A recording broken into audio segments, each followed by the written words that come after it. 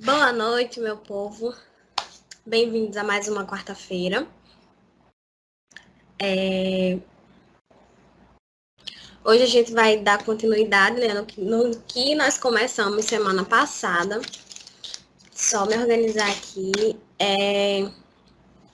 Algumas pessoas me mandaram... Eu recebi muitas mensagens. Eu fiquei super feliz com isso. Isso é bom quando a gente recebe engajamento das pessoas, né? Para saber como é que a gente está repassando conhecimento, se isso está sendo de uma forma benéfica, não está sendo, enfim. Mas eu fiquei muito satisfeita com as mensagens que eu recebi, né? Algumas eu fiquei com o olhinho cheio de lágrimas, né? Eu tive que sair dessa aula e já fui direto para aula presencial, então não tive muito essa oportunidade de estar conversando com vocês assim que eu terminei a aula. Mas na medida do possível que eu pude, eu fui respondendo. Algumas pessoas me mandam, tô me ajeitando aqui, né? Porque tem que aparecer pelo menos bonitinha, né? Porque eu já vi que algumas pessoas tiraram print da aula, né? Então eu tô aqui me ajeitando, né? Porque caso vocês forem tirar print da aula, pelo menos a professora dá arrumadinha. Então, algumas pessoas me mandaram mensagens no Instagram pedindo para me disponibilizar o material, né, das aulas. Então, o que foi que eu fiz? Para facilitar a minha vida e para facilitar a vida de vocês, porque assim, não tem condições. Deixa eu só enviar isso aqui ao vivo, só um momento. Não tem condições de... Tô tentando só ajeitar o material aqui, tá? Não tem condições de eu enviar todos os e-mails para vocês, de pegar todos os e-mails, na verdade, das pessoas e mandar a questão das coisas, né? Então, assim, eu sou só uma para vocês tudinho, né? Então, não teria como eu pegar todos os e-mails e tudo mais. Então, ficaria um pouquinho complicado para mim. Mas o que foi que eu fiz, né? Eu tô só tentando colocar o conteúdo aqui, porque tá difícil. O sistema é assim, minha gente. Até a gente se adaptar, vai ser dessa forma, né? Então, tenham só um pouquinho de paciência. Pronto, agora foi. Então, assim, até que eu conseguisse mandar para todos os e-mails e tudo mais, então iria atrasar muito o processo de vocês. Então, o que é que eu vou fazer? Eu falei para vocês também que eu queria criar um grupo no WhatsApp, né, para permitir. Deixa eu ver aqui se já tá liberado para conversa. Só um momento, minha gente, que eu tô descobrindo as coisas. Eu acredito, o chat já tá liberado aqui. Não sei se aparece para vocês esse chat. Mas eu tô vendo que sim. Então, vocês têm um chat aqui da reunião, caso vocês queiram me mandar mensagem, caso vocês queiram tirar dúvida na aula de hoje. Sobre a questão do material, como é que vai funcionar? Eu criei um e-mail para vocês, tá certo? Para a turma de vocês, um e-mail e uma senha. Então, vocês vão ter disponibilidade e acesso a esse e-mail e a senha. Eu criei no Gmail. Na próxima aula, sem ser nessa aqui, porque a gente vai finalizar a sistematização da assistência de enfermagem de hoje, a gente vai começar a ver a VE. E aí, quando eu estiver dando a VE, eu já vou passar o e-mail para vocês e a senha, porque eu coloquei no outro slide, né? Para que vocês já tenham acesso a esse material, tá certo? Então, todo o material, inclusive o material da aula passada e o material dessa aula, eu já disponibilizei lá no e-mail. Então, assim que eu terminar a aula aqui, vocês já vão poder entrar lá no e-mail e já ter acesso a esse material. Sobre a questão do Nanda, né, que é o livro, eu estava olhando e a versão que eu tinha não era uma versão atualizada, né? Então, eu estava sem computador esses dias, mas eu vou procurar. Teve alguém que me falou que achou a versão em PDF, mas mesmo assim eu vou procurar essa versão em PDF e vou estar mandando para vocês lá pelo e-mail. Então, a nossa comunicação em relação ao material vai ficar lá no e-mail, porque eu ia criar um OneDrive, né, para vocês só terem acesso ao link. Mas eu acho melhor o e-mail porque, por exemplo, de repente vocês podem encontrar outros materiais referente à disciplina e se quiserem compartilhar com os colegas, pode estar só jogando lá nesse e-mail, né? Então lá vai ser uma forma da gente se comunicar para trazer informações. Outra coisa, a respeito do grupo do WhatsApp que eu tinha falado para vocês que eu queria criar. Não será possível a gente criar um grupo do WhatsApp, porque, primeiro, o WhatsApp ele não vai comportar essa quantidade de participantes, né? O WhatsApp está limitado aí a 200 participantes e a turma ela é bem maior do que isso, né? Na aula passada nós tivemos 776 alunos presentes, então o WhatsApp não comportaria. Então, eu baixei o aplicativo Telegram, tá certo? Então, quem quiser, que tiver interesse, né, em estar participando do grupo da disciplina, vai ter que ser por esse aplicativo. Eu vou fazer assim, eu ia disponibilizar o meu número e cada representante ia ficar responsável por me mandar mensagem. Só que aí, minha gente, é uma coisa assim, meio que sem nexo, porque teria que pegar o número de todo mundo, adicionar todo mundo e tudo mais. Então, o que é que eu vou fazer? Eu já criei a minha conta no Telegram. Funciona da mesma forma do WhatsApp, basicamente. A diferença é porque a gente pode ter até 200 mil participantes dentro do Telegram. Então, a gente não vai ter esse limite de participação. Então, vocês vão lá, quem já está me seguindo no Instagram, vocês vão lá me seguir no Instagram. E lá na minha bibliografia, lá no meu perfil, eu vou deixar o link lá. Vocês só clicam lá no link, né? E já vai cair diretamente no grupo da disciplina, tá certo? Então, essa vai ser a maneira de vocês estarem presentes na disciplina, né? Caso venha dúvidas, de repente tem gente que não tiver acesso ao e-mail, eu posso estar mandando material por lá também. Mas eu achei bem mais prático pela questão de que eu vou poder conversar com todos vocês. Claro que eu não vou ter como responder todos de uma vez, até porque vocês são não sei quantos, é mesmo de gente para dar conta, mas à medida do possível que eu puder estar fazendo, eu irei fazer, tá bom? Então, quando eu finalizar a aula, quem não tiver me seguido no Instagram ainda, eu peço que me siga, ou se vocês tiverem alguém na turma que queira compartilhar o link, depois que ingressar, pode compartilhar, tá? Mas eu só vou fazer isso. Eu tava até. Nem tinha me lembrado que eu tinha que criar o Instagram, ou criar o Telegram, né? Eu só me atentei à questão do e-mail, né? Eu passei a tarde organizando essa questão do material para enviar para o e-mail. Mas eu já criei o Telegram, vai ficar faltando só eu mandar mesmo para vocês a questão do link lá no meu perfil no Instagram, né? Porque eu já quero vocês lá me acompanhando pelo Instagram. E aí eu vou disponibilizar o link e vocês só fazem ingressar, tá bom? Então eu vou ficar esperando e aguardando. Vocês já sabem que o link vai estar lá na minha bibliografia. Quando terminar a aula, porque eu ainda não coloquei lá. Eu acabei de instalar o Telegram. Mas quem quiser também me adicionando, eu vou deixar o meu número aqui também, já para facilitar também. Vou deixar bem aqui no chat, não sei se vocês têm visualização desse chat, mas eu vou descobrir agora. O meu número ele é 95 98402 2217. O código 95, que é o código de Boa Vista, de Roraima, na verdade, né? 8402 2217. Então, quem tiver aí Telegram e já quiser ir me adicionando, já pode ir dando meu caminho andado. Claro que não vou fazer isso conversar comigo na hora da aula, né? Vamos prestar atenção aqui na aula. A aula hoje é muito importante, né? A gente vai finalizar a aula da semana passada, certo? E aí eu vou deixar uma atividade com vocês hoje, certo? Vocês vão realizar essa atividade. Na próxima semana eu vou corrigir ao vivo com vocês. Não tem como eu receber todas essas atividades, porque vocês são bem numerosos, né, em relação a mim, mas vocês vão fazer e a gente vai corrigindo e tirando as dúvidas na próxima semana, tá bom? Então, desde então, já sabem que a tarefinha de casa é vocês ir lá no meu Instagram e me seguir, tá bom? Não quero ser blogueira, tá, minha gente? Só quero que vocês me sigam para vocês terem acesso ao link lá, porque não tenho essa comunicação e eu também não vou ficar mandando mensagem de todo mundo direto, até porque eu nem sei quem são vocês direito ainda. Então, o propósito de vocês me seguirem, depois vocês podem deixar de seguir, sem problemas. É só para vocês terem acesso ao link que vai dar lá direto no meu Telegram, tá bom? Mas isso fica para depois da aula. Então, complementando, né, o que a gente iniciou na semana passada, deixa eu só colocar aqui no slide que a gente tinha parado.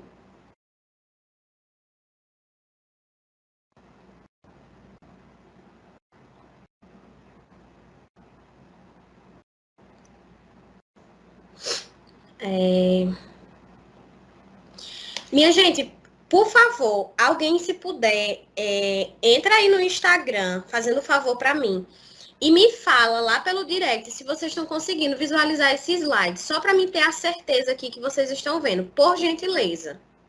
Alguém só me responda bem rapidinho, professora, a gente tá conseguindo visualizar, só para me ter certeza, porque Esse sistema, às vezes, ele aparece, às vezes não aparece, eu quero ter certeza que vocês estão conseguindo visualizar. Então, se alguém puder, por gentileza, me mandar mensagem me dizendo que está conseguindo visualizar, por favor.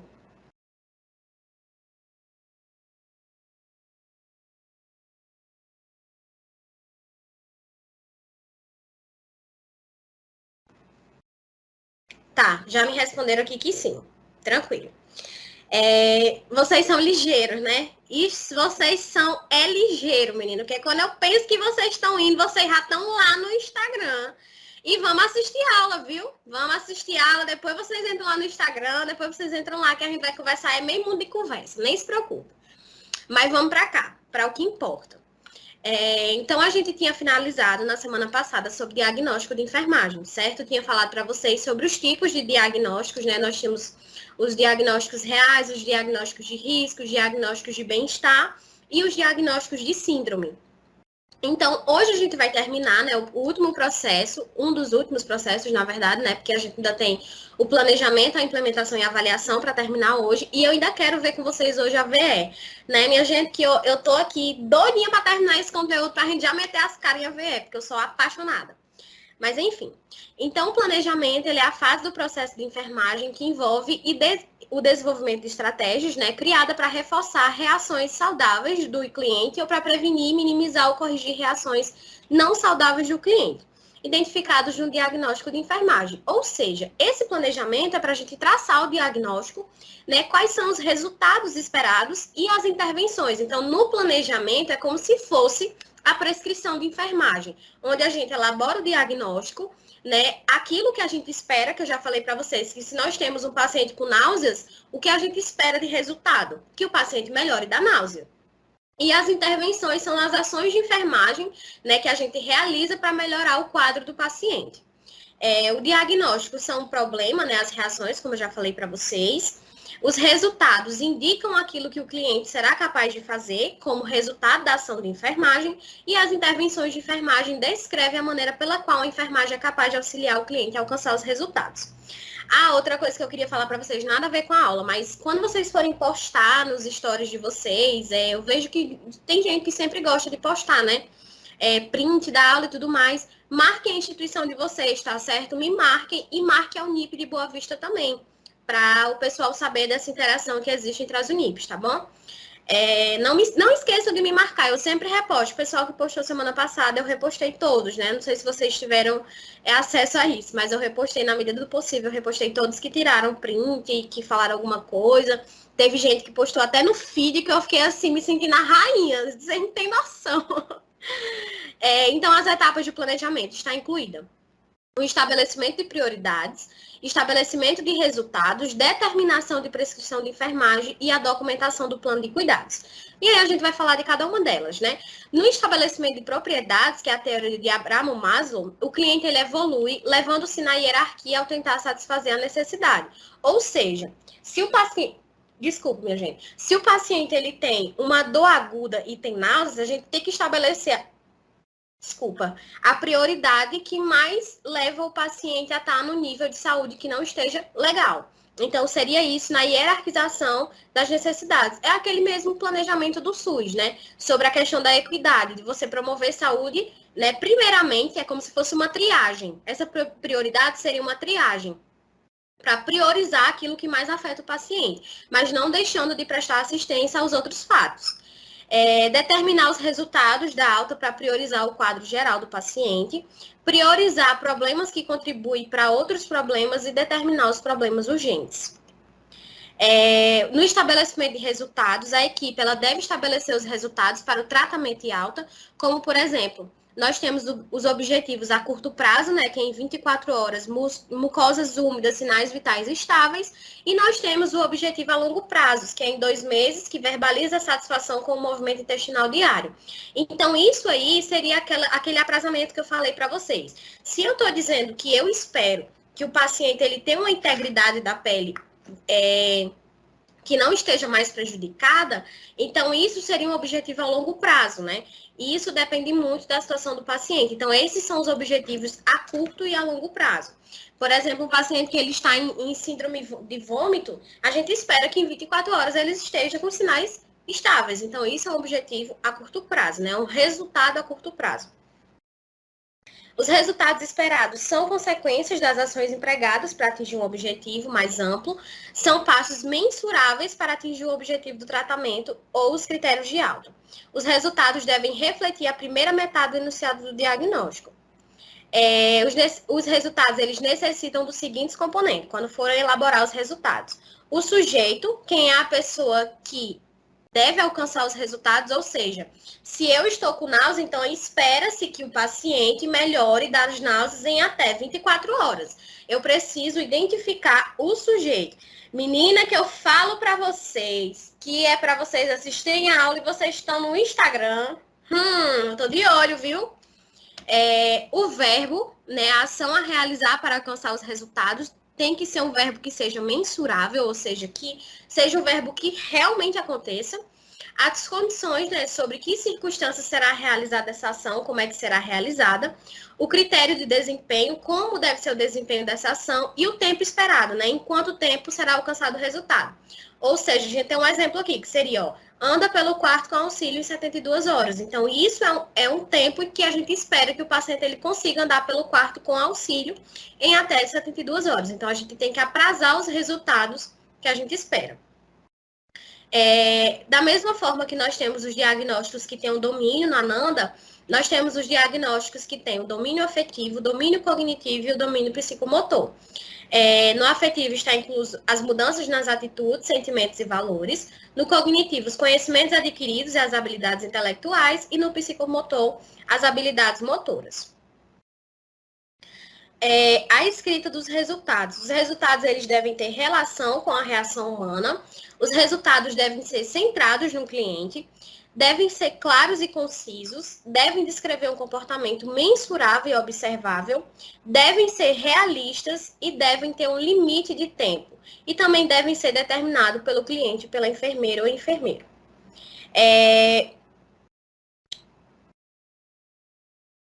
Isso aqui eu já falei para vocês, sobre a questão da prescrição de enfermagem. Os cuidados a serem observados no planejamento é abordar o cliente de forma individualizada, especificar o que, onde, quem, quando, como e qual a frequência que aquilo será realizado, determinar quem implementará a ação, precisar a ação através de verbo e seus modificadores, datar para escrever para 24 horas, né? Por mais que a gente espere em 72 horas a melhora, mas, por exemplo, a gente faz essa prescrição da sistematização da assistência de enfermagem por 24 horas. Nas próximas 24 horas, tem que fazer um novo plano de cuidado para o paciente. É que nem uma evolução de enfermagem. Numerar cada atividade na sequência a ser realizada e assinar. Não esquecer de assinar. Aí aqui nós temos, um plano de cuidado que engloba tudo que eu falei para vocês sobre a questão do diagnóstico, do resultado e da intervenção. Então, como resposta humana, nós temos aqui vômito, diarreia, pele seca, sede e urina concentrada. Então, um dos diagnósticos, a gente pode ter vários diagnósticos no mesmo paciente. O primeiro diagnóstico aqui, inclusive esse nome déficit está até errado, é déficit, tá? Desculpem. Déficit de líquido no organismo relacionado a vômito. Então, vocês já estão vendo a relação, que a relação está ligada ao quê? Ao que está ocasionando, né? Então, tem relacionado a vômito e diarreia. E a evidência seria o quê? Os sinais e sintomas, né? Então, quais seriam os sinais e sintomas que estão evidenciando que o paciente ele está em vômito e diarreia? Pele seca, sede, turgor na pele diminuída, o paciente queixa-se, idas ao banheiro. Então, tudo que vocês observarem como sintomatologia, o que o paciente falar, tudo isso está incluído na evidência. Os resultados, em 48 horas, pele hidratada, urina normal e o paciente sem vômito, é o que se espera. A intervenção de enfermagem, que é o que a gente vai fazer para melhorar esse quadro do paciente. Oferecer líquidos de 2 em 2 horas, administrar antiemético e controlar o balanço hídrico. Então, os planos de cuidado são relacionados a isso.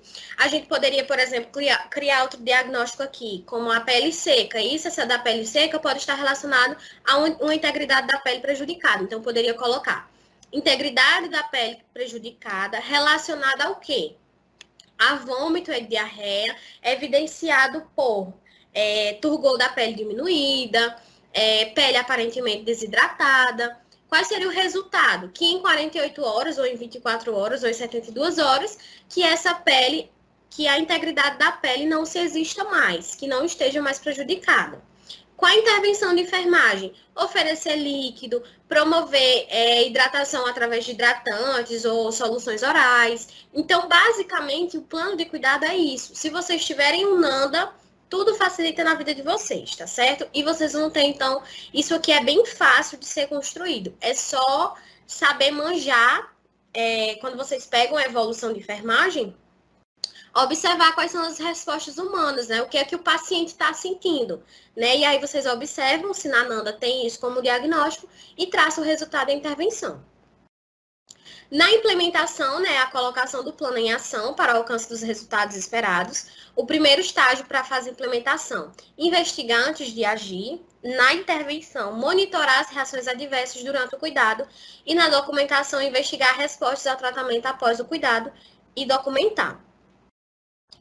Nós temos os tipos de registros, né? Isso depende muito da rotina da instituição. Tem instituição que utiliza a SOAP, que são os subjetivos, objetivos, avaliação e planos.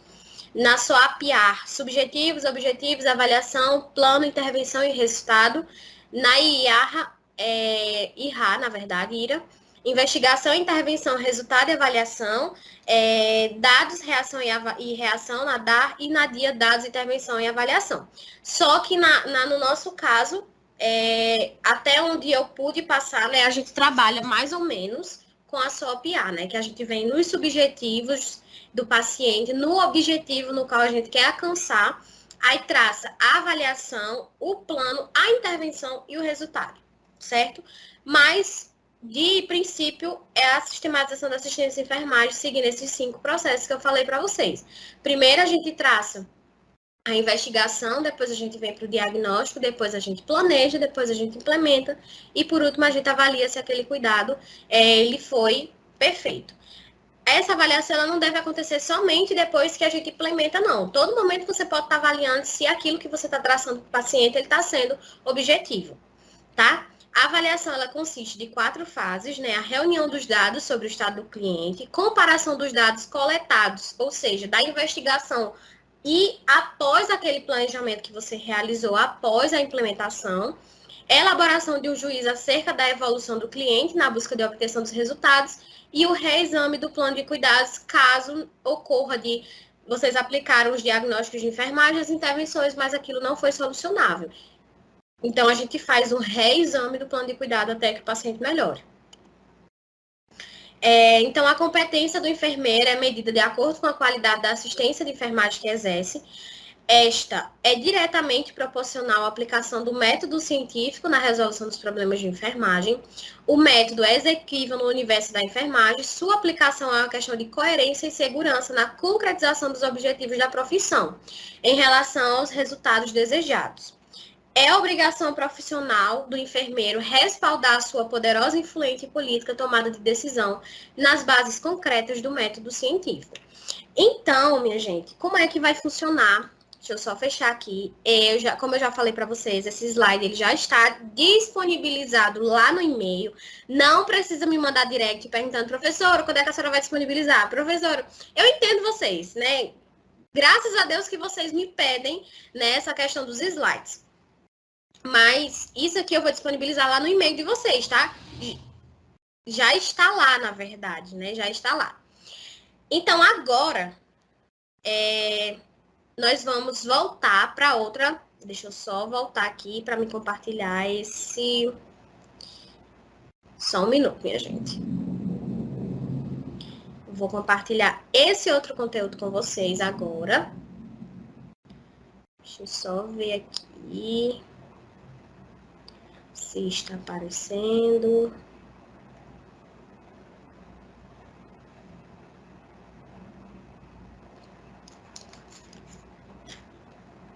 Que não tá, né?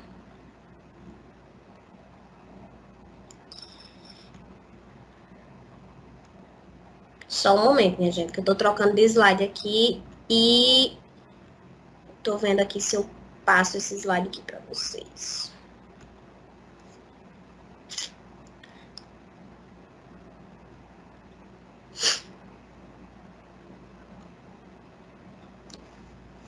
Mais uma vez, eu vou precisar de alguém que vá lá no Instagram para me falar. Eu vou já falar quando eu adicionar o slide aqui, para alguém me falar se está aparecendo para vocês. Só um minuto.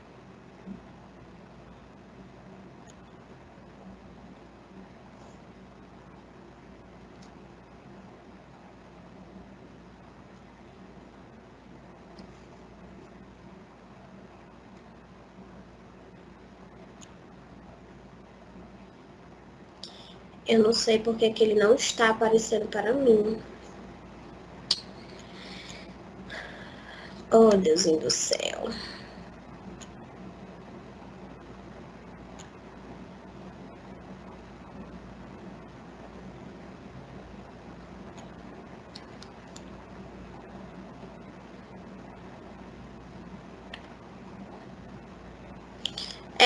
Eu tô vendo aqui que não tá aparecendo, mas deixa eu só ver aqui se eu consigo. Só um minuto, minha gente. Não sei porque que eu não tô conseguindo compartilhar esse arquivo com vocês. Deixa eu ver se eu consigo abrir aqui pelo e-mail. Sei de verdade o que é que está acontecendo. Meu sistema, assim, ele só quis dar uma bugadinha, né? Normal. Mas vai dar certo. Eu acho que vai dar certo. No final, tudo dá.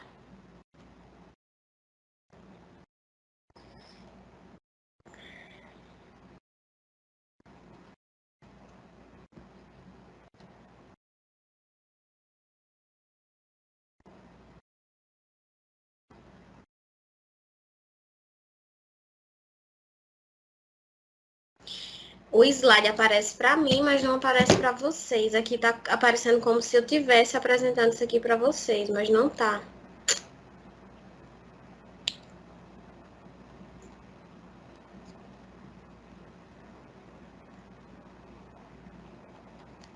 Só um minuto, minha gente, que eu vou só baixar isso aqui de novo, esse slide aqui, pra ver se o negócio flui. Coisas que acontecem, né?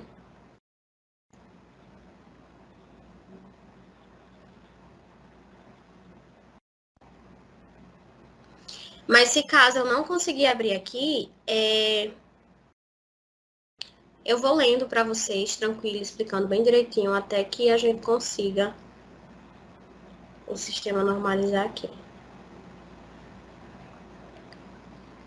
Não aparece pra mim de jeito nenhum.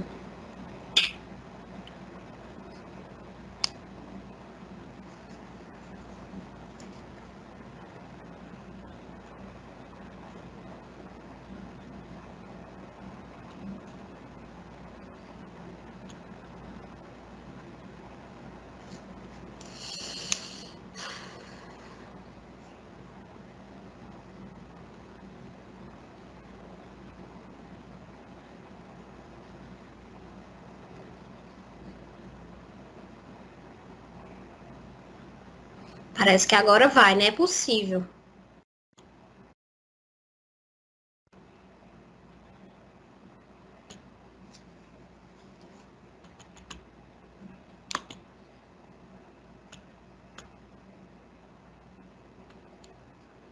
Vai não, né? Então tá bom.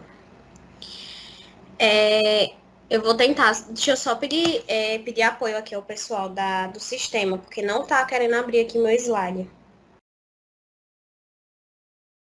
Só um momento, minha gente, que eu vou mandar aqui.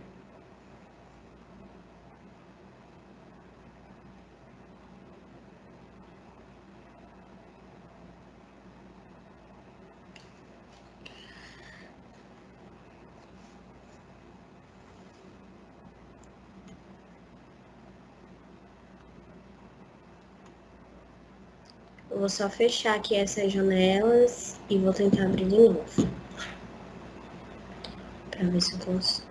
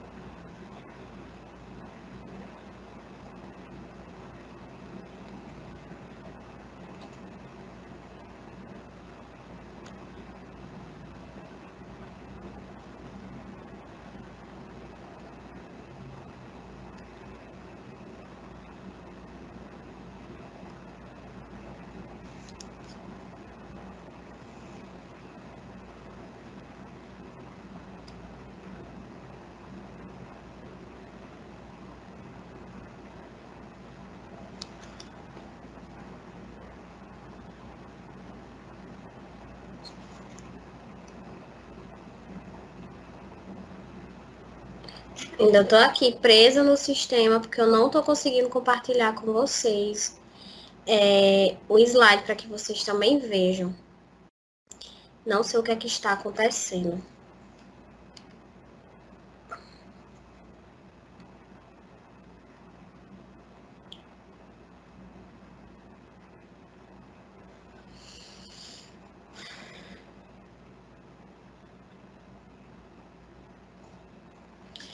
Gente, eu vou fazer o seguinte, eu vou iniciar mesmo o seu slide, porque não está abrindo de verdade. Vocês vão aí tentando acompanhar comigo só pela audição mesmo, até que eu consiga aqui. Enquanto isso, eu vou ficar tentando. Até que eu consiga aqui, porque o meu sistema não tá pegando. E o pessoal que dá assistência nem aí. Não consegui acesso com eles. Não estão, não sei, eu não consegui falar.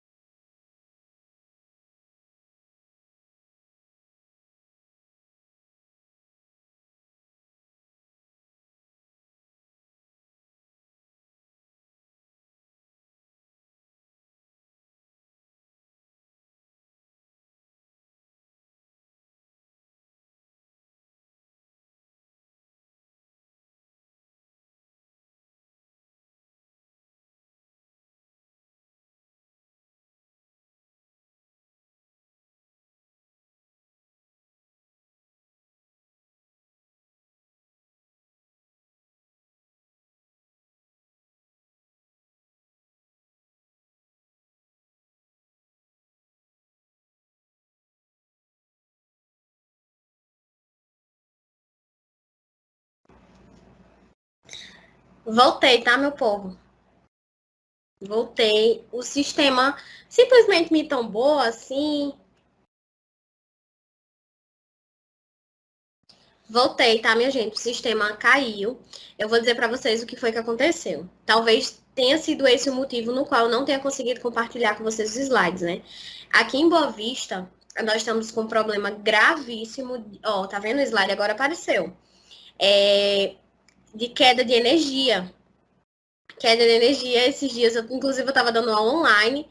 E aí, aula presencial, desculpa. E aí, do nada, eu tava lá dando aula e a energia faltou.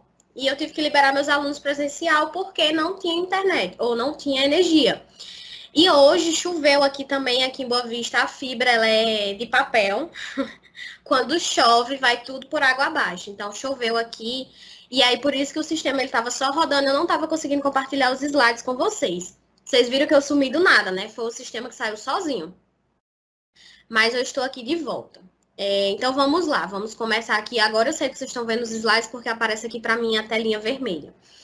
Então hoje a gente vai iniciar sobre acidente vascular encefálico. Certo? Eu peço, na verdade, que vocês prestem muita atenção nesse conteúdo. Porque, assim, é um conteúdo mais complexo, né? Então precisa de um pouquinho mais de atenção. Ó, deixa eu só ver a coisa aqui.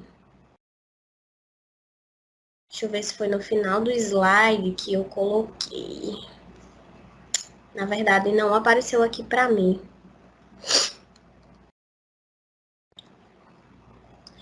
Mas quando eu terminar a aula aqui, antes de eu terminar, eu já vou passar para vocês o e-mail, tá? E a senha, que vocês vão ter acesso ao sistema. Eu tinha colocado em um desses slides aqui, mas eu acho que depois que acontecer esse pane aqui, deve ter se configurado alguma coisa. Enfim, Então, o acidente vascular encefálico, né, que muitas pessoas ainda conhecem como AVC, né, acidente vascular cerebral, hoje em dia não se chama mais desse nome, né? Não só hoje em dia, como já faz uns anos, que não é mais denominado AVC, nós temos como AVE, que é um acidente vascular encefálico. Por quê, professora?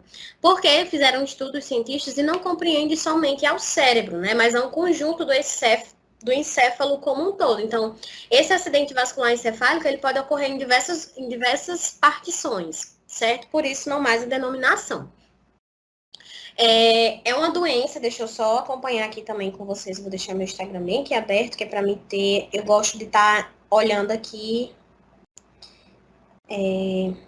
olhando tudo. Então, é uma doença de início abrupto que causa danos neurológicos. O que quer dizer isso? Né? Uma doença de início abrupto e que causa danos neurológicos. Abrupto porque é uma doença que, quando a gente menos espera, aparece. Então, não tem uma causa, como é que eu posso falar para vocês assim, não é uma doença que surge progressivamente. Ela é uma doença que surge, né? Então, é um abrupto, é uma forma rápida. E que vai causar danos neurológicos, né? Está relacionado ao nosso sistema nervoso. Então, esse acidente ele vai ser causado por anormalidades na circulação do cérebro. Então, nós temos dois tipos de acidente vascular encefálico, né? Que nós temos o AVCI, né? Que até hoje ainda tem, que na verdade essa nomenclatura deveria passar a ser AVEI, né? Que ainda é acidente vascular encefálico isquêmico. E nós temos o acidente vascular encefálico hemorrágico. Então, nós temos esses dois tipos de acidente vascular. O primeiro, que é o AVE isquêmico, isso está relacionado à inadequação do fluxo sanguíneo, tá certo? E o segundo, que eu estou vendo que vocês não estão vendo os slides, só um momento. Já sumiu de novo, né? Não sei porque aqui tá assim o sistema. Só um minuto, minha gente.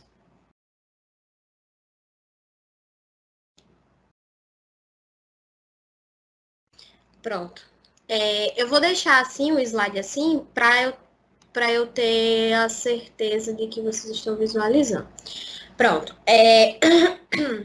Como eu estava falando, né, nós temos esses dois tipos de AVE. Então, o AVEH, né, que é o assistente vascular encefálico, ele vai estar relacionado ao processo de hemorragia, né, do tecido cerebral ou nos espaços que circundam o cérebro, tá certo? Aí nessa imagem, como vocês podem ver, né, isso retrata uma imagem do AVE isquêmico e do hemorrágico. No isquêmico, a gente tem um coágulo que bloqueia o fluxo sanguíneo para a área do cérebro, né? É um coágulo que vai, vou dizer assim para vocês de uma forma mais leiga, entupir, né, uma artéria e aí ocasionar esse processo de bloqueio do fluxo sanguíneo. Ainda tá aparecendo o slide para vocês? Me tragam aí uma. Tá, não. Não sei. Parece que hoje a vida tá querendo me tombar, mas ela não vai não, viu? Vai não, viu? E agora, meu povo, me respondam aí. Tá aparecendo esse slide para vocês? Deu certo, né? Pronto. Eu já descobri o que foi que aconteceu aqui. Só vou sair desse slide quando eu terminar a aula, porque se eu apertar aqui, sai. Então, no isquêmico, a gente vai ter um pequeno coágulo que vai impedir dessa passagem de sangue para o cérebro, né? Então, se a gente tem uma passagem, vocês sabem que o cérebro precisa de sangue, porque através do sangue nós temos o oxigênio. Tem uma... Pronto. Eu tô acompanhando aqui para ver para vocês se tá aparecendo. Tô olhando aqui sempre. Pronto, então vamos lá. Eu fico nervosa, me ajuda, porque eu fico doente quando acontece uma coisa que não é pra acontecer. Isso me deixa ao pé da vida. Mas isso não vai ser um empecilho da gente assistir a aula hoje, não. Então, no hemorrágico, né, como eu tava falando pra vocês, a gente já vai ter a gente já vai ter uma diferença, porque ocorre um sangramento, a hemorragia, né? Então, isso pode ocorrer dentro ou ao redor do cérebro. É diferente do outro isquêmico. O cérebro, como vocês sabem, ou se não sabem, deveriam saber, né, que ele tem um suprimento pelas carótidas internas e artérias vertebrais, né? Então, essa questão de suprimento sanguíneo do cérebro vem pelas artérias carótidas internas e as vertebrais. O fluxo sanguíneo cerebral representa, desculpa, representa de 15 a 20% do débito cardíaco total, e o nosso cérebro utiliza 10% da glicose do sangue. Por isso, vocês poderiam perguntar assim, não sei se vocês já pararam para questionar ou se vocês sabem. A síncope, né, que é o desmaio. Por que é que a gente desmaia? Como eu estou falando para vocês, 10% da glicose que existe no nosso sangue, o nosso cérebro ele utiliza como meio de energia. E vocês sabem que a glicose é uma fonte de energia. Então, quando a gente desmaia, é o nosso cérebro avisando que está faltando débito cardíaco para o cérebro. Ou seja, está faltando suprimento, né, sanguíneo para que o cérebro ele consiga fundamentar-se nas suas atividades. Já estamos falando aqui novamente que não está aparecendo o slide para vocês. E vamos lá de novo.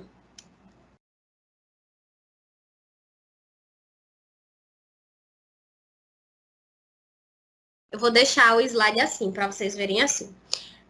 Acredito eu que agora esteja aparecendo, né? Eu tô com problemas na internet aqui, porque eu já falei para vocês, aqui em Boa Vista a situação é séria.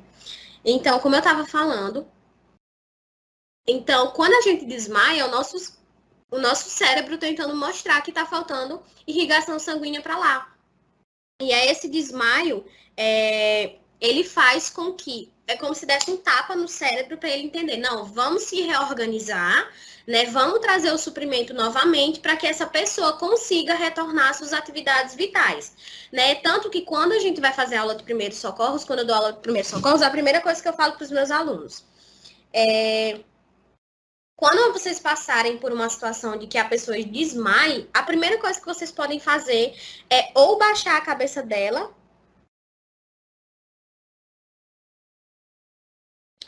Pronto, alguém me falou aqui.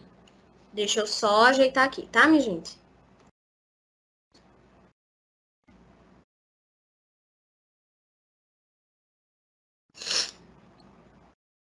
Deixa eu colocar só a apresentação sem a câmera.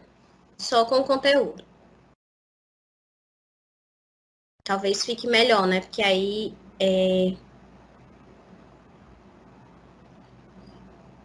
Pronto. Semana passada eu não tive esses problemas, né? Essa semana eu não sei se é por conta dessa internet mesmo.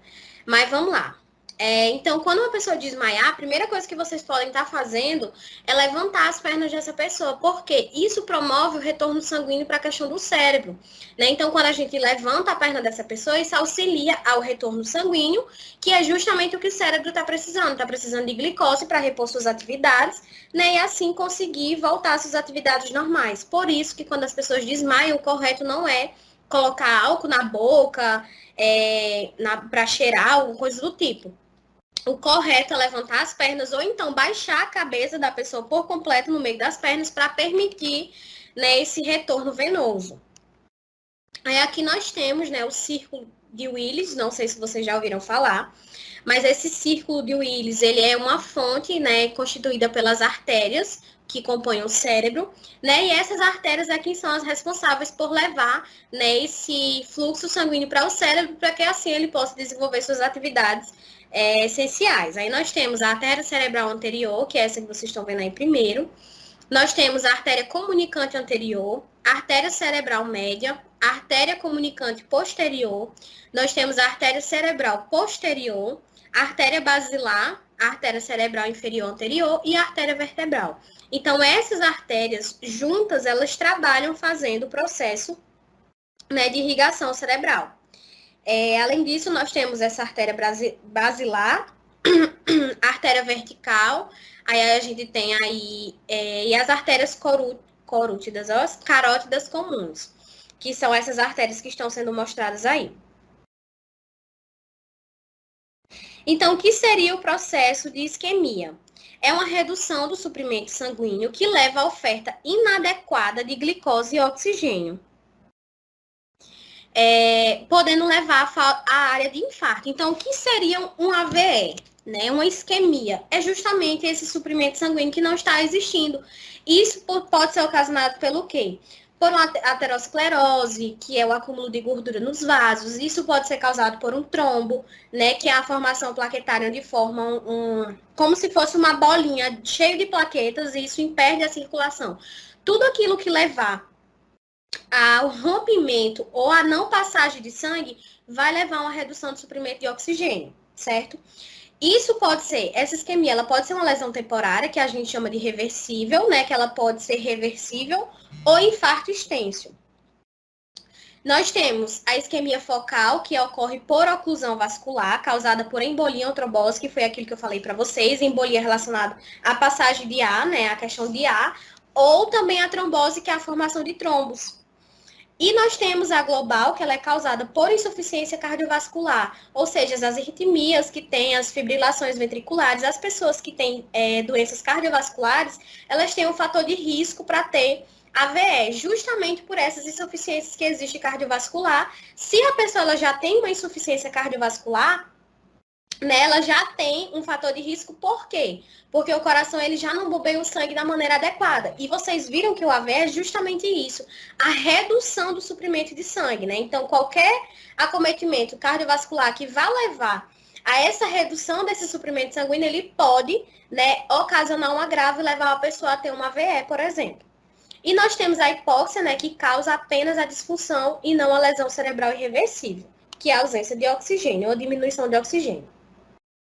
Então, como é que seria a fisiopatologia, né, desse processo de isquemia? Então, é ocasionado pelas complicações, né, através de infarto cerebral, necrose isquêmica, autólise cerebral e desmielinização da substância branca, né? Ocasionando isso que é a não passagem, né, das sinapses nervosas e assim não fazendo com que o nosso corpo entenda que ali naquele momento está precisando de suprimento sanguíneo, fazendo com que ocorra uma diminuição e assim ocasionando uma isquemia cerebral.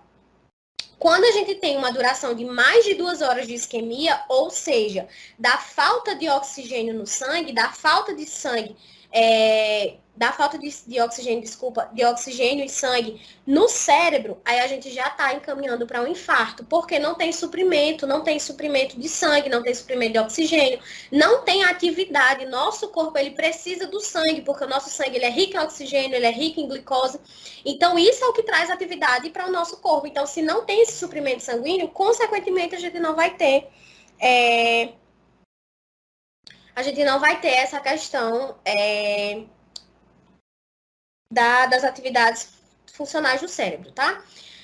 Os leucócitos, eles causam oclusão vascular pela obstrução mecânica direta ou lesão ao endotélio. E nós temos a lesão celular citotóxica, é uma lesão que ocorre dentro das próprias células, né? Elas acabam acontecendo o aumento numerado de células e isso pode ocasionar, né, uma isquemia pela formação de trombose também. A hemorragia, né, um sangramento por aneurisma ou outras malformações no subaracnoide, que é o espaço subaracnoide que a gente tem, induz a uma meningite, né, que seria a inflamação das meninges química e vasoespasmos. Professora, o que é que a senhora está falando? Eita, desculpa. O que é, pelo amor de Deus, um vasoespasmos? Ih, hoje eu tô derrubando tudo. Esses vasoespasmos, não sei se vocês sabem o que é o conceito de vasodilatação e vasoconstrição. Vasoconstricção é como se, por exemplo, eu tenho uma veia que é uma artéria. Em certas situações, essa vasoconstricção, quando a gente toma remédios que são vasodilatadores ou vasoconstrictores, o que é que um remédio vasoconstrictor faz? Vasoconstrictor. Ele faz isso.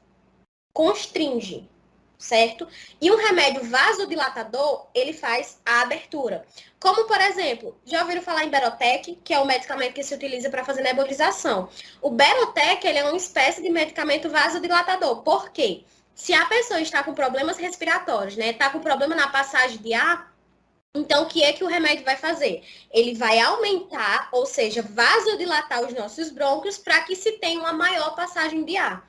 Então, com esse sangramento por aneurisma, o que é que ele faz?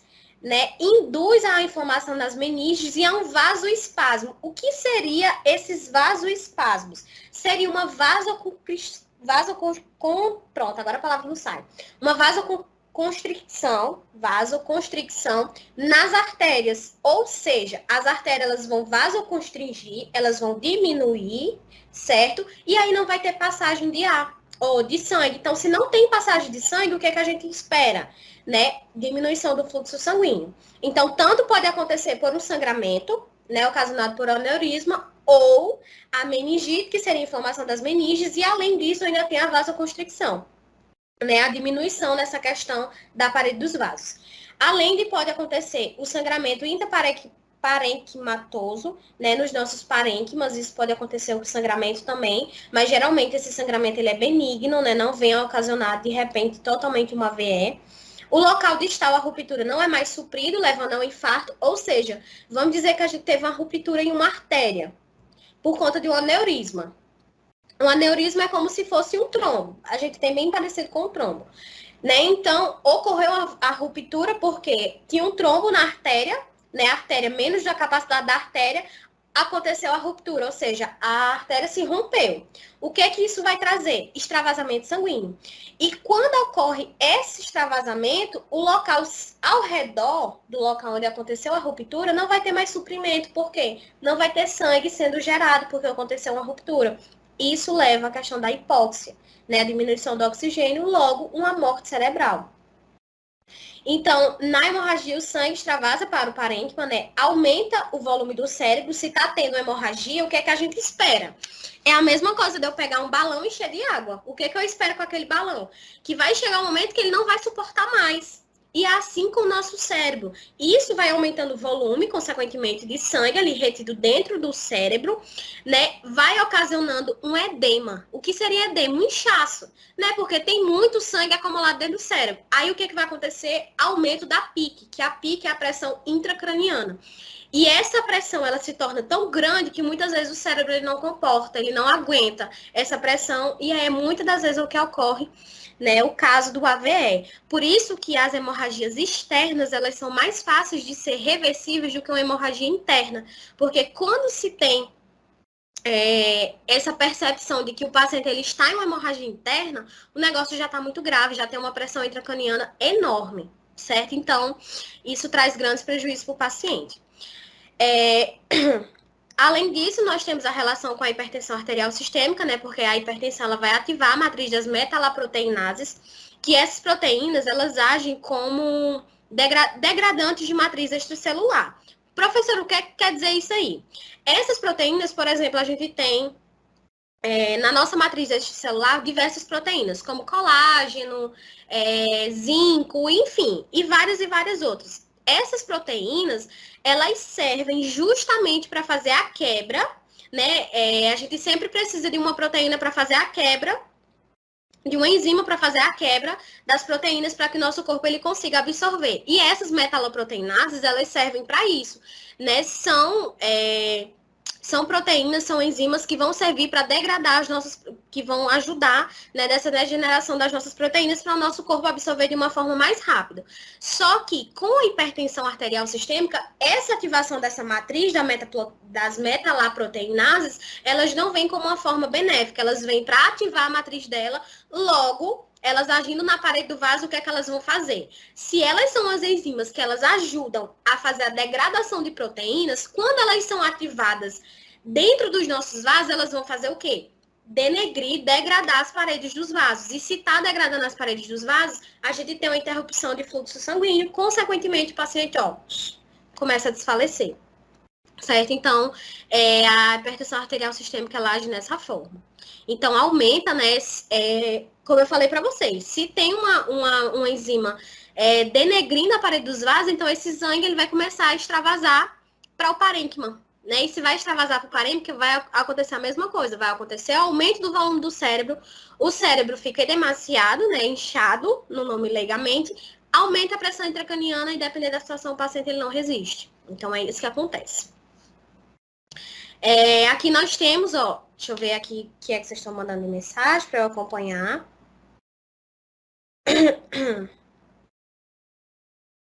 Alguém me perguntou aqui no Instagram o que é vaso. Na verdade, não é vasoconstrução, tá? É vasoconstricção. vasoconstricção, que foi o que eu acabei de falar. Nós temos vasodilatadores e nós temos vasoconstrictores. Vasodilatadores, eles servem para aumentar, né, a luz do vaso, como a gente fala, o tamanho do vaso, e vasoconstrictores, eles fazem o contrário. Por exemplo, eu vou dar 2 exemplos para vocês entenderem melhor. Quando a gente está com hemorragia, o que é que o nosso corpo ele tenta fazer? Tenta fazer uma espécie de vasoconstricção. Para quê? Para reduzir a luz do vaso. A luz é o tamanho do vaso, o diâmetro do vaso, certo? Então, tem medicamentos que são os anticoagulantes, que eles agem fazendo a vasoconstricção dos vasos. Ou seja, se o vaso está desse jeito, está tendo hemorragia, o medicamento, através de medicamentos vasoconstrictores ou vasoconstricção, eles vão fazer isso para diminuir, né, a quantidade de sangue que está saindo daquela artéria ou está saindo daquela veia. Já os vasodilatadores, eles vão fazer o contrário. Como foi o exemplo que eu dei para vocês do Berotec, ele é um vasodilatador. Então, a pessoa está lá, asmático, está com processo alérgico e aí não está tendo passagem de ar. E o oxigênio vem pelo nosso sangue. Então, quando a gente toma um remédio vasodilatador, ele vai vasodilatar os vasos, aumentar o diâmetro do vaso, aumentar a luz do vaso, para que se tenha maior passagem de sangue e, consequentemente, a maior passagem de oxigênio. E aí, permitindo ao paciente que retorne para seu estado normal, né? Aqui nós temos uma hemorragia intracerebral, tá certo? Vou ver se tem mais alguma dúvida aqui, mas eu vou falando ao mesmo tempo, tá? Nós temos aqui uma hemorragia intracerebral. Não tem. E uma hemorragia subaracnoide, que é entre o espaço subaracnoide que a gente está vendo aqui. Então, esses são os tipos de hemorragias que nós temos no cérebro. Professor, o que é que vai trazer como sinais e sintomas de um AVE isquêmico? Isso depende da região onde é afetada do paciente, certo? Tudo depende da região onde se é afetada. Mas esse sangue, ele fica preso dentro do cérebro do paciente. Aí já é um pouquinho mais complicado, porque o paciente ele precisa entrar em um procedimento cirúrgico para fazer a retiração, a retirada desse sangue que está preso no cérebro. O edema, como eu falei para vocês, que é o famoso inchaço, ele é um aumento patológico do conteúdo de água no tecido cerebral. Estão me perguntando se o AVE é hemorrágico, se ele forma coágulo. Pode formar sim, pode formar coágulo, a depender, porque nós temos, não sei se vocês já ouviram falar na nossa cascata de coagulação, né? Que quando o nosso corpo ele está passando por um processo hemorrágico, é normal que a nossa cascata de coagulação ela seja ativada. Quando a gente leva uma queda ou quando a gente tem um corte, vocês percebem que em poucos minutos depois, né, forma aquela placazinha de sangue como se fosse coágulozinho mesmo, como se fosse, não, só são coágulozinho de sangue que ficam em cima da nossa feridinha. Então, aquilo ali é a nossa cascata de coagulação existindo. Só o que acontece? Quando a gente tem um problema de hemorragia, pode sim a cascata de coagulação formar coágulos, né, para tentar amenizar a situação. Só que, a depender dessa formação de coágulos, esses coágulos também, eles podem fazer com que venha, né, a diminuir, de repente, essa formação de coágulo dentro do vaso, né, pode acabar trazendo sérios prejuízos para o paciente. E além de ter um AVE hemorrágico, o paciente pode ter um AVE isquêmico pela formação de coágulo através da cascata de coagulação também. Então, pode acontecer de um AVE hemorrágico e formar um coágulo? Sim. Até porque o nosso sangue, o nosso corpo ele tem esse tempo, né, através das protombinas, de formar um coágulo, né? Mas nem sempre essa formação do coágulo ela traz como uma forma benéfica, não. Pode trazer uma forma bem, em vez de ajudar o paciente, fazer piorar. Me perguntaram outra coisa aqui. Professora, qual o tempo para se enquadrar o quadro de AVC? Na verdade, não se tem um tempo exato, né? Porque, assim, a depender da situação do paciente, nós tem até o que nós chamamos de sinais prodômicos, que são os sinais que antecedem um AVE. A pessoa começa a sentir um braço meio paralisado, consegue sentir um braço meio dormente, começa a sentir uma dor no peito. Então, são sinais prodômicos, são sinais que antecedem um AVE. Né? Então, assim, vai muito do quadro clínico do paciente. Por exemplo, se eu tenho um paciente que tem algum problema cardiovascular, então eu já tenho que ficar atenta, porque esse paciente ele tem um fator de risco. Mas essa questão do tempo para se enquadrar um AVE É só o momento do paciente ter uma sintomatologia parecida com a AVE, que é bem parecido, né? Que é a hemiparesia dos membros, a dificuldade de falar, fica com a boca meio torta, né? O paciente ele vai começando a não ter noção das coisas, tem alguma disfunção neurológica, tem alguma disfunção mental. Então, é o momento de saber e entender que o paciente está tendo algum agravamento. Mas a partir do momento que ele chega no hospital, né? Que ele dá entrada no hospital, que faz toda essa questão dos exames que eu vou mostrar para vocês no diagnóstico, então já dá para se enquadrar. A questão do enquadramento do quadro AVE é simples, é quanto mais cedo identificar os sinais e sintomas, mais cedo a gente consegue enquadrar o que o paciente tem ou não, certo? Então, essa questão, ela vai muito da sintomatologia do paciente, porque tem pessoas que têm AVE isquêmico e nem sentem, certo? Vai sentir quando já tá, assim, as sequelas. Tem pessoas que tá tendo um AVE e não sabe, que é o famoso ataque cardíaco, que nem a gente chama, né? Então, o paciente, às vezes, ele nem tá sentindo que teve, quando pensa que não, tá, o paciente fartou, certo? Então, essa questão do enquadramento do AVE vai muito da sintomatologia que o paciente tá sentindo.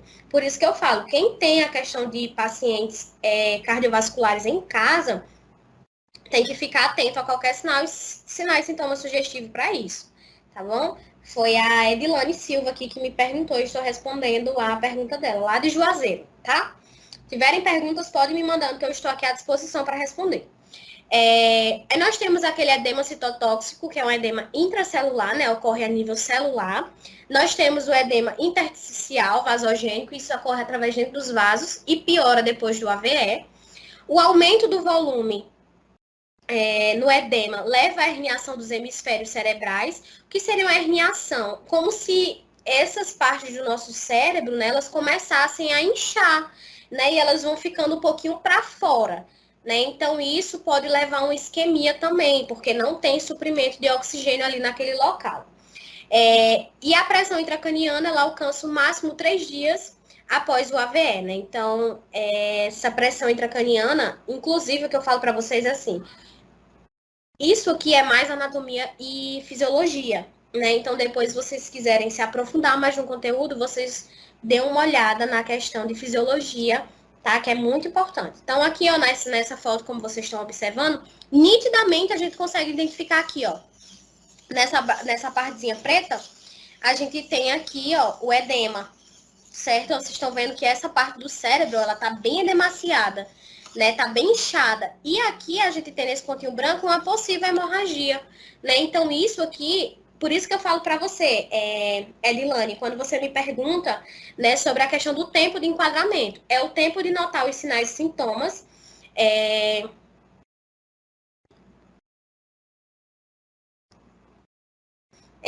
questão de enquadrar os sintomas, né, para poder, assim, logo levar o paciente para o hospital. Porque quando ele chega no hospital, que ele faz uma ressonância magnética, que ele faz exames para saber como é que tá os vasos, que ele faz uma tomografia computadorizada, então já consegue se identificar através desses raio-x, né, como é que tá a situação do cérebro do paciente.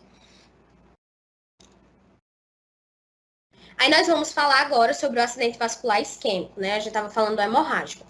Então, no isquêmico, o fluxo sanguíneo ele se torna insuficiente. Aí nós temos o que nós chamamos de IT, que é um ataque isquêmico transitório. E eu vou já explicar para vocês a diferença de um AVE para um IT, que é um ataque isquêmico transitório.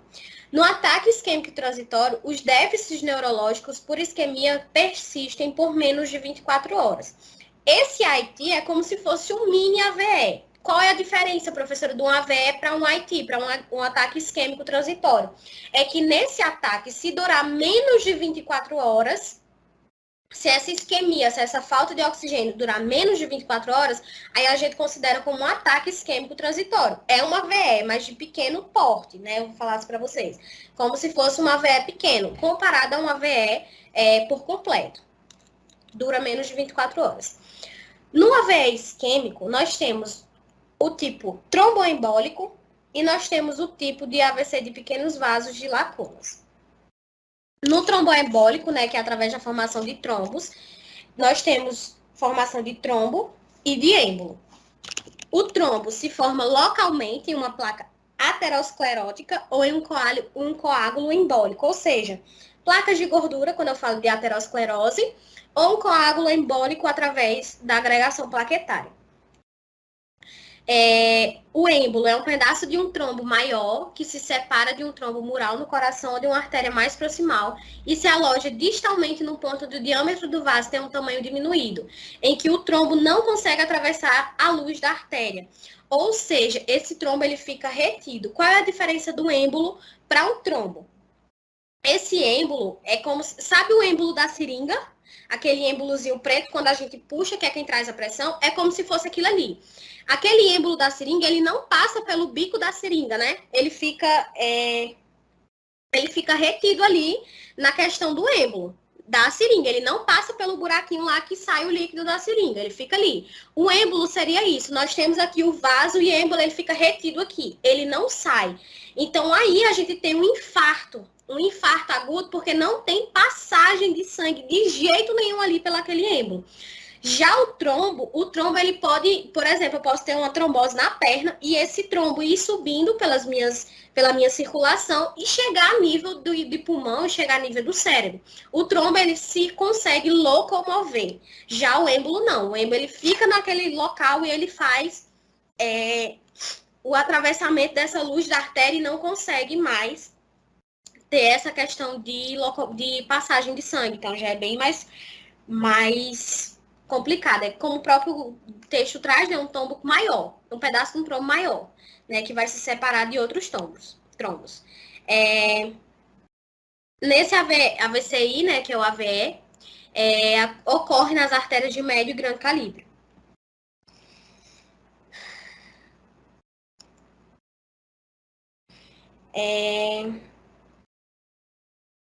Alguém me falou de desmaio aqui. Deixa eu ver o que foi que estão falando aqui. Eu sempre gosto de estar...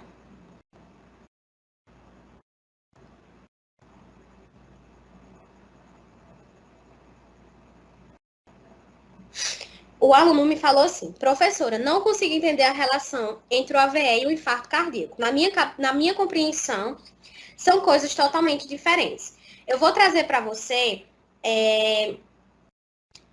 Só um minuto.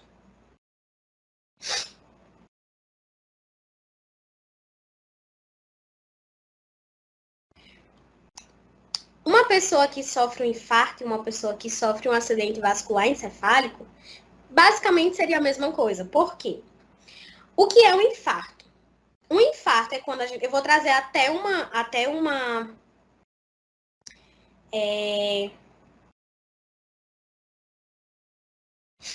Só um minuto. Deixa eu só trazer uma definição científica para você. Porque o infarto, ele ocorre quando a gente tem uma oclusão, ou artéria, ou a nível de veia, de um coágulo, né? Então, esse coágulo, ele vai fazer com que não tenha-se a passagem de sangue. Mas deixa eu te falar uma definição científica para você entender melhor. O infarto, ele é um ataque cardíaco, é uma emergência médica, geralmente ocorre quando um coágulo bloqueia o fluxo sanguíneo para o coração. Sem sangue, o tecido perde oxigênio e morre. Quando a gente fala de ataque cardíaco, a gente está falando de um bloqueio, né? Nós temos lá o miocárdio, né? Que exerce a função do coração, as atividades do coração. E quando nós temos um ataque, quando as pessoas têm, Deus me livre, longe de mim de ter. Mas quando se tem um ataque cardíaco, isso está relacionado ao suprimento de sangue para o coração. Né? O ataque, ele está relacionado a relações com o coração. Né? Então, não tem suprimento de sangue para o coração. Quando a gente fala de AVE, nós estamos levando isso a nível cerebral. Seria a mesma coisa? Não seria, porque são situações diferentes, mas um ataque cardíaco, ele pode levar a um AVE? Sim, como um AVE também pode levar a um ataque cardíaco, né?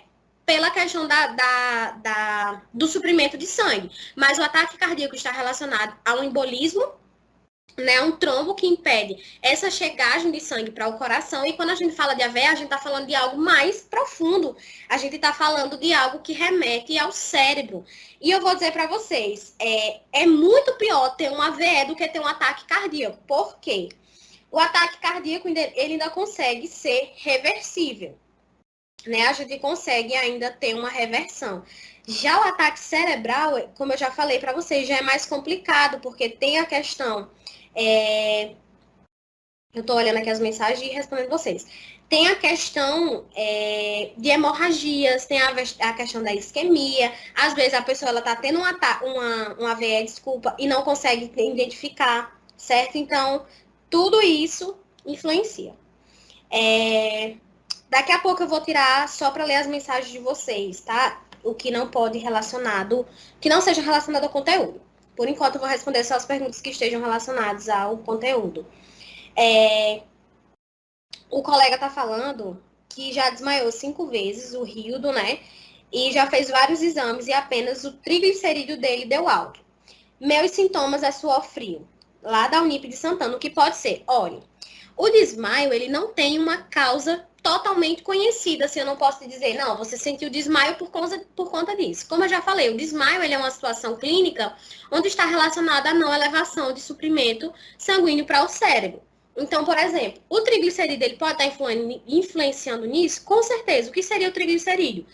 Gordura no sangue, né? A gente sabe que triglicerídeo está relacionado a gordura, a questão... E essas gorduras, elas podem levar, né, a esse não suprimento de oxigênio no sangue, a depender de como esteja a situação... como esteja a situação da sua alimentação e tudo mais. Mas o que a gente deve avaliar também, não só às vezes remetendo à questão de saúde, por exemplo, às vezes quando a gente passa por um estresse, isso pode influenciar, tem que ver se essas situações que você passou 5 vezes estavam relacionadas a, por exemplo, eu passei por essas situações porque eu comi tal coisa, ou eu passei por tal situação porque eu estava num momento de muito calor. Gente, calor influencia, frio influencia, estresse influencia, tem pessoas que recebem uma notícia que não é esperada e influencia. Tudo isso pode influenciar nessa questão do oxigênio no nosso cérebro. Então, o que pode acontecer? Por essas suas taxas de triglicerídeos estarem altas, pode influenciar, a alimentação ela também influencia nessa questão, ou você precisa procurar outras causas, começar a observar dentro dessas 5 vezes o que foi que aconteceu antes disso acontecer. O que foi que aconteceu antes de você sofrer o desmaio? Teve algum um evento específico para isso acontecer? Então, tem que dar uma assimilada. Pronto, a aluna me perguntou, tipo assim, a cada VE desabilita mais e se torna irreversível o quadro. É isso, professora? Basicamente é isso, não totalmente irreversível, né? Um AVL pode ser reversível? Pode, mas desde que isso seja feito com muita antecedência. Como eu falei, depende muito do local onde afeta o paciente, né? Depende muito da região onde foi afetada.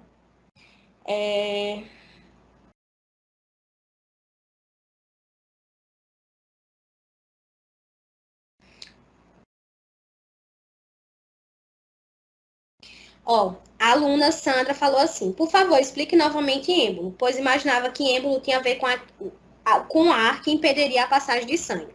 Pois já ouvi falar de embolia gasosa, portanto, AVC tromboembólico seria causado por trombo e ar. Sim, o êmbolo, ele pode ser, sim, ocasionado. A embolia gasosa, ela é provocada por, sim, a questão de ar. Né? Mas o êmbolo, ele também pode ser formado por uma grande parte de um coágulo, né, do próprio trombo. Quando a gente fala de êmbolo, a gente fala de algo, como eu falei, é como se a gente remetesse ao êmbolo. Não é à toa que aquele êmbolo da seringa ele é chamado de êmbolo, é alusório a isso, né? É toda circunstância. Eu falei do trombo pela questão da gente estar falando de trombose, de tromboembólico. Mas quando eu falo de êmbolo, eu posso falar sobre embolia pulmonar da passagem de ar, dificultar a passagem de sangue. Como também a gente pode ter formação de êmbolos por qualquer circunstância que venha ocasionar a não passagem desse sangue para o coração ou para o cérebro, seja lá o que for. Mas nessa situação aqui do tromboembólico, esse êmbolo está relacionado a um pedaço do trombo, que vai bloquear a passagem de sangue. Como aqui, ó, vocês estão vendo aqui nessa imagem que tem aqui, ó, a gente tem um êmbolozinho pretinho aqui, não sei se dá para vocês verem. E esse êmbolo, ele é um trombo, né? É um trombo que está impedindo a passagem de sangue aqui. Ele fica alocado nessas artérias. E vocês estão vendo que aqui, ó, nessa artéria, ó, a gente tem outro êmbolo também. Então, são espécies de trombos, ó. Vocês percebam aqui comigo, ó. Nós temos um êmbolo bem aqui também, ó. Esses trombos, eles podem seguir. Como também a depender do êmbolo que se forma, o êmbolo geral, né, pode trazer diversos trombos ou diversos gases que impeçam a passagem, certo? Então, nessa situação do trombo, a gente tem uma alusão de uma oclusão total do vaso. Ou seja, como vocês estão vendo aqui, ó, um trombo. Então, a gente teria um êmbolo como a parte maior do trombo que traria a oclusão total do vaso, da luz do vaso. E os trombos, eles conseguem fazer essa obstrução parcial, mas eles também conseguem se locomover. Por isso que nós temos as tromboses venosas profundas, nós temos as tromboses cerebrais, nós temos existe trombose nos rins, existe trombose no pulmão, existe trombose em todo canto que vocês imaginarem, porque são situações que conseguem, vou dizer nem andar, né, porque não tem perna, mas conseguem se repassar pelos nossos vasos. Bora lá.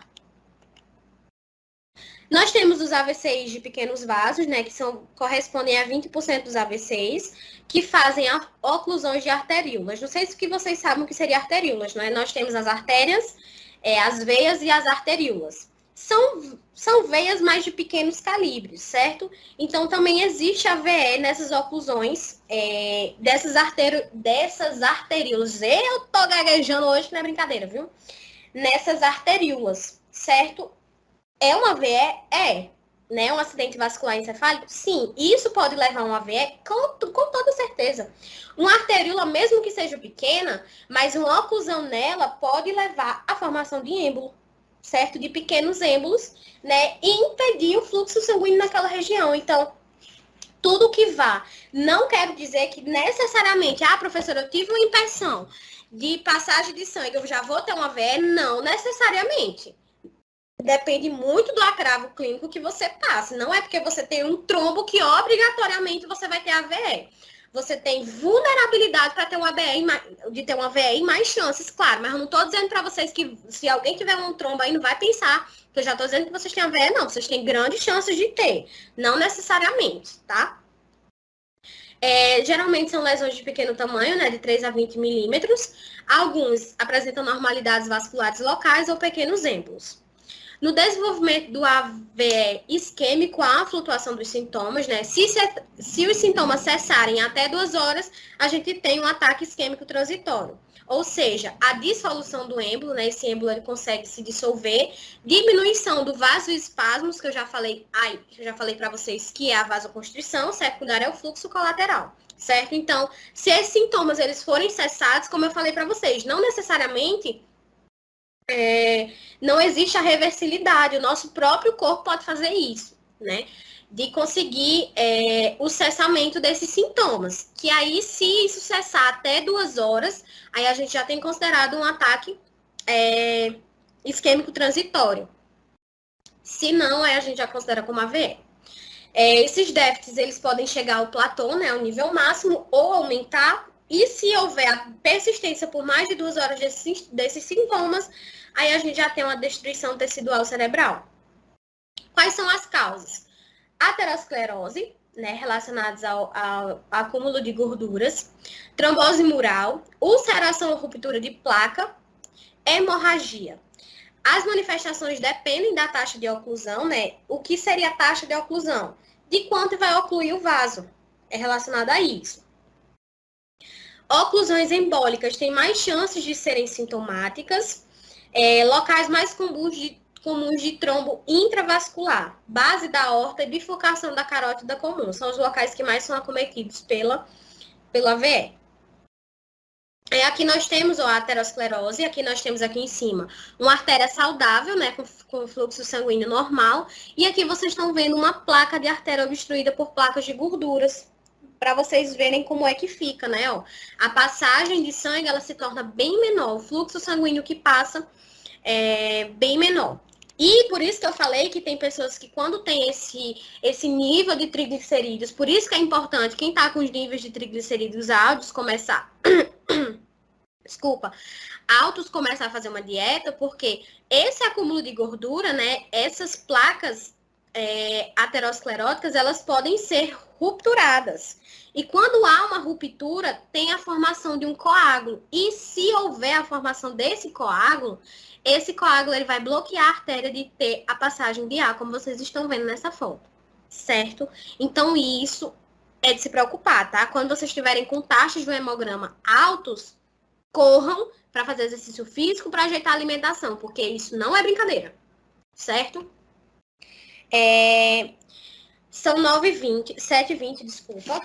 Eu vou só anotar aqui qual foi o slide que a gente parou, né? Não vou dar continuidade. Só anotar aqui.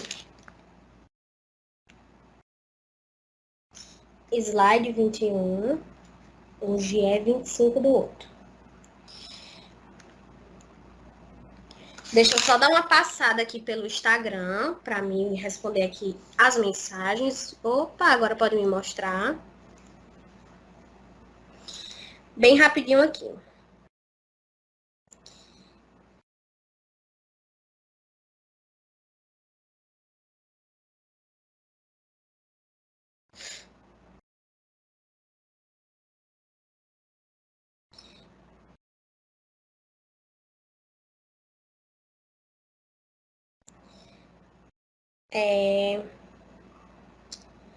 Eu tô só vendo aqui as mensagens para ver aqui. Vou mandar um alôzinho aí pro pessoal de Campina Grande, tá certo? De todos os polos aí da Unip, que eu não faço ideia, que a gente tem a Uniplan aqui de Brasília, Águas Claras. Não se preocupem, tá, minha gente? O que é que vocês podem fazer? Eu tô vendo aqui que tem muitas e muitas perguntas, realmente é um tema bastante pertinente de ser questionado, né? Eu vou anotar todas essas perguntas que eu não consegui responder hoje, tá certo? Me perguntaram aqui sobre o trombo, sobre a diferença do que é uma célula, do edema citotóxico para um edema intersticial. Tudo que não foi, que eu não consegui repassar e responder hoje, eu vou responder para vocês na próxima aula, até porque essa aula a gente vai finalizar na próxima semana, tá certo? Eu tô só vendo aqui as mensagens de uma forma bem rápida. Eu já mandei, né? Vou mandar um abraço aqui para o pessoal da Unip, lá de Belém, né? Belém, que são o pessoal de enfermagem do quarto semestre, manhã, noite e 1. Manhã, noite e 1 não, manhã, turma 1, né?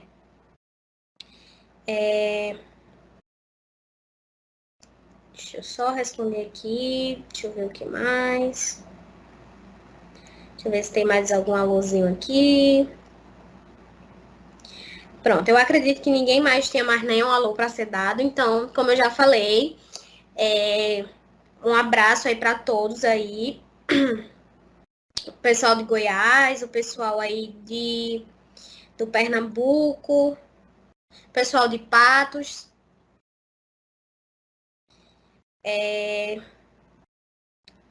Então, meu povo, um beijo aí para o pessoal do ProUni, da Uniplan de Tucuruí, no Pará. Olha, tem gente até do Pará, meu povo. Ana Paula, né? Ana Paula, Bia. Deixa eu ver quem mais que ela tá digitando. O momento do alô é esse, tá? Que eu tô me sentindo importante mandando alô para vocês, tá? A Daiane e a Laís. Um beijo aí para as meninas aí do Pará. Gente, então assim, prestem atenção que eu vou falar o e-mail, tá? Que vocês vão ter acesso. Eu ainda não disponibilizei o link lá do meu Telegram no meu Instagram. Não disponibilizei ainda, mas eu vou disponibilizar assim que eu tiver tempo hoje ainda, quando eu chegar da universidade, que eu ainda vou dar aula daqui a pouco.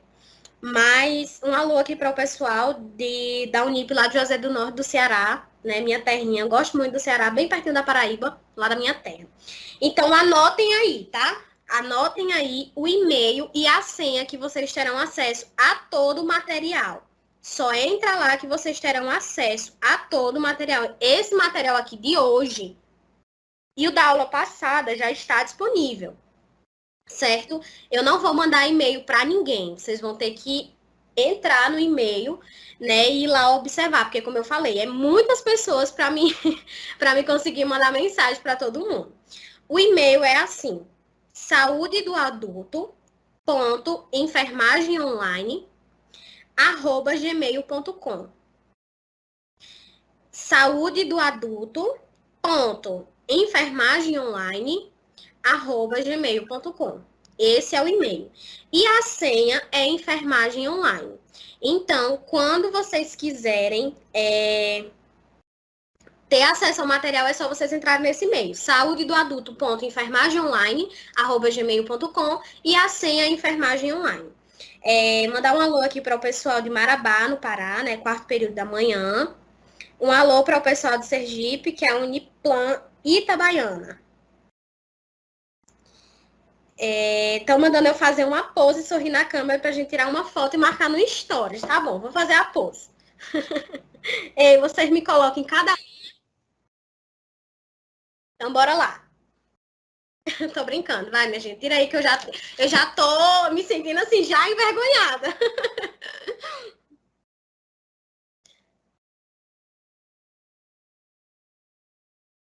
Pronto, eu acho que foi. Outra pessoa me perguntou se a diabetes ela pode estar relacionada com a AVE. Com toda certeza, né? Os níveis de glicose também. Mas todas essas dúvidas que não foi possível tirar essa aula, não se preocupem que eu vou anotar tudo. Quando eu chegar em casa do meu trabalho, eu vou abrir devagarzinho essas mensagens, vou anotar as perguntas e próxima semana eu vou tirar todas as dúvidas de vocês. E nós vamos construir a assistência de enfermagem o diagnóstico de enfermagem, os resultados esperados, as intervenções de enfermagem com o paciente com AVE, tá? Eu ia passar a atividade hoje, mas não vai dar tempo, porque vocês precisam terminar o conteúdo para poder realizar a atividade, né? Então não tem como. Então na próxima semana eu passo a atividade para vocês. Deixa eu ver aqui. Giovana do Salvador, mandando um beijo. Ah, o pessoal de João Pessoa aqui, olha só, turma EAD do 4º período de enfermagem. Um beijo. João Pessoa mora no meu coração, tá? Eu espero que quando for final do ano que eu for para Paraíba, vocês me acolham aí em João Pessoa e em Campina Grande também, tá? Um beijo aqui para a Lani, que é de Campina Grande. E o pessoal de Belém do Pará, né? Que eu já havia falado. Me deu um branco, eu fiquei Belém, gente. Belém no Pará. E eu assim, né? Aquela. Mas, minha gente, no mais é isso. Certo? A atividade eu passo na próxima semana, porque essa semana não vai ter como eu passar, porque eu preciso que vocês finalizem o conteúdo, né? Para poder a gente fazer a assistência de enfermagem com o paciente com AVE. Então, mais uma vez, um prazer gigantesco. Me sigam lá no Instagram, tá certo? Vai ser um prazer receber vocês no meu Instagram. Gosto muito de ter esse contato com os meus alunos. De repente, eu vou estar lá viajando para outro estado e eu vou lembrar que eu tenho vocês lá. E não é possível que vocês não me abrirem na casa de vocês, né? Pelo amor de Deus. O pessoal de Cacoal, de Rondônia, eu tenho uma amiga que tá em Rondônia, né? Um beijo para vocês também. Certo? Não esqueçam do e-mail, saudedoadulto.enfermagemonline@gmail.com e a senha enfermagem online, tá? Entrem lá. Saúde do adulto, estão pedindo para me repetir. Saúde do adulto enfermagemonline@gmail.com e a senha é enfermagem online, certo? Espalhem isso aí. Mais tarde eu coloco o link e eu espalho lá no Telegram de novo, tá? Em saúde do adulto.enfermagemonline@gmail.com e a senha enfermagem online. Pode meter o pau lá, estudar se quiser, me questionar a próxima semana que eu tô aqui apta. Um beijo para Josilene, de Pernambuco, da Unip Caruaru. Certo, minha gente? Então, fiquem com Deus. Foi um prazer. Hoje nós tivemos a participação aqui de 600 e pouquinhos alunos, tá? Sempre serão bem-vindos aqui comigo. Eu gosto muito de dar aula, gosto muito de ter esse contato, mesmo que de longe. Mas eu tenho fé que um dia a gente ainda vai conseguir se encontrar aí. Só Deus é quem sabe dos planos, né? A gente hoje não faz ideia de nada, mas Deus é quem sabe de tudo, certo? Eu espero que vocês tenham gostado da aula. Um beijo para a turma de Unip lá de Maranguape, no Ceará, o Cearázinho que eu gosto. Um beijo para a turma lá de João Pessoa, do 4º período, certo? Um beijo para o pessoal aí da Paraíba, de todos os estados que estão me acompanhando, certo? Até a próxima semana, fiquem com Deus, e eu sei que Ele quer. Não esqueçam do que eu falei para vocês na primeira aula, comecem a focar a vida de vocês naquilo que vocês querem, comecem a se questionar o que vocês querem com a enfermagem, comecem a lembrar de mim. Meu Deus, aquela professora doidinha lá que falou que a gente precisa se posicionar referente a que área a gente quer seguir, o que a gente quer ser na enfermagem. Então, lembrem de mim, pelo menos uma vez na vida de vocês. Não sejam profissionais perdidos. Cuidem da saúde mental de vocês, pelo amor de Deus. Nós estamos em um período de pandemia, mas a saúde mental é importante. Se precisarem, contem comigo. Vocês sabem disso, eu falo desde a semana passada. Não me vejam somente como professoras, tá? Me vejam como uma companheira mesmo. Certo? Até a próxima semana. Me sigam no Instagram. Mais tarde eu deixo o link lá. E não se esqueçam de entrar no e-mail, ó. Beijo, fiquem com Deus e até a próxima semana, se Deus quiser. E eu sei que Ele quer. Tchau, tchau, meu povo. Fiquem com Deus e se cuidem, viu? Se cuidem, bebam água, exercício físico e manter a saúde mental em dia, tá? Beijo, meu povo. Até a próxima.